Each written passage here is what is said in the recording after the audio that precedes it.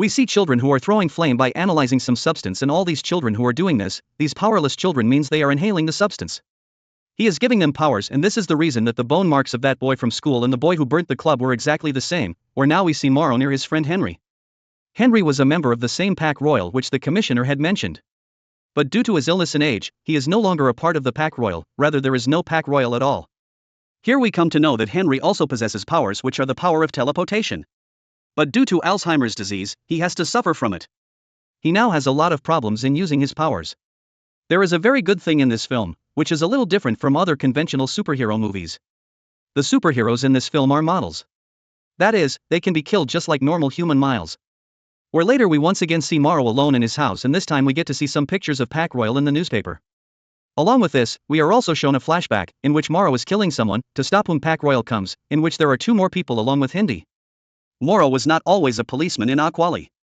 Here Pack Royal helps Morrow, and on his recommendation he is recruited in the police. Once again we are shown the present scene, where we once again see Morrow with Hindi. Morrow asks Henry if we can find any person by knowing about his power. On which Henry, while helping Morrow, finds a person named Bhadro in his database, who has the power to release natural fuels, and according to English, he is very cruel, who has also gone to jail many times. He wonders if he has any children? And the man we saw in the beginning of the film was Eclipso. Naja's men had come to rescue Ismail. During the fighting sequence, she falls from the roof and is saved by Morrow. Here we come to know for the first time that Morrow is not an ordinary man, he also flaunts special powers, and not just any power but the power of mind and manipulation. He can control anything. Ismail sees this thing, where once again we are shown the same flashback of Morrow where Pack Royal knows about his power. Job Skysman also knows. She asks him that I have noticed that you are worried, what happened to you? On the other hand, Naja tries to extract all the information from Ismail, where he tells her about Morrow's power, after which Naja kills Ismail.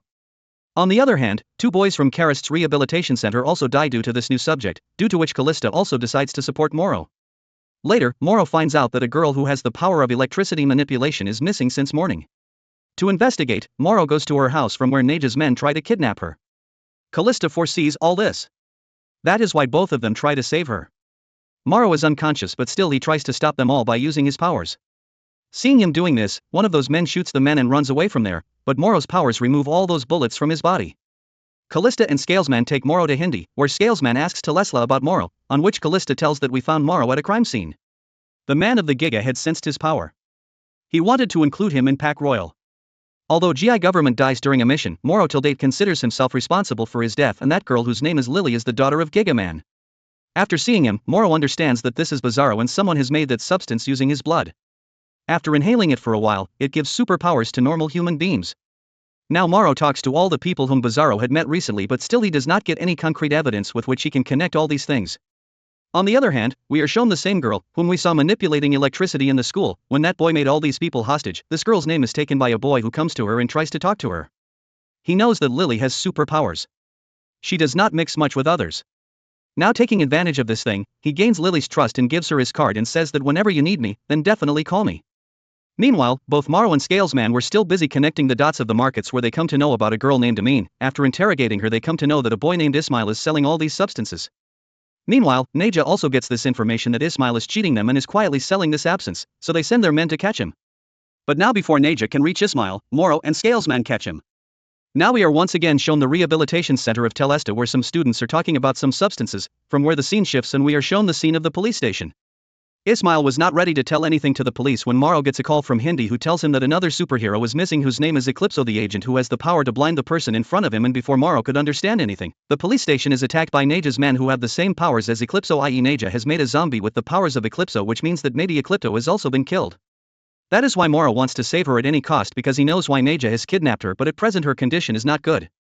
That is why this responsibility is on Callista. Henry and Scalesman had to take up this responsibility. They track down a doctor named Kandri and find out where Naja's base center is. Kajiri is the doctor who is helping Naja at this time. She knows very well about the molecular structure and mental illness of superheroes, due to which she is able to make these substances easily. But Kakiri wants to leave everything now. According to her, she had not developed the sense for these things. After which the three of them go to 20 instead of going to save Minnie. The joint faces the super powerful force of Naja, who now also has the power to manipulate Lily's electricity.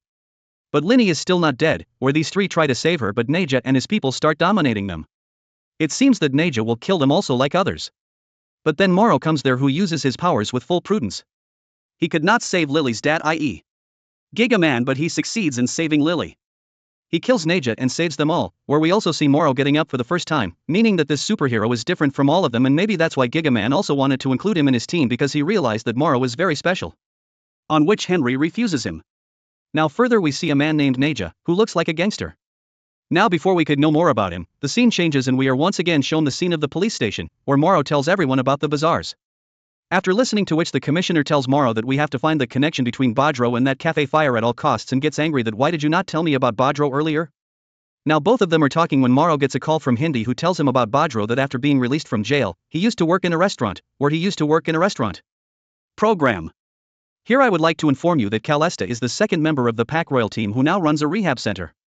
Teresa has the power to see the future, who after seeing the future of a girl in her center, asks her when will she stop doing all this.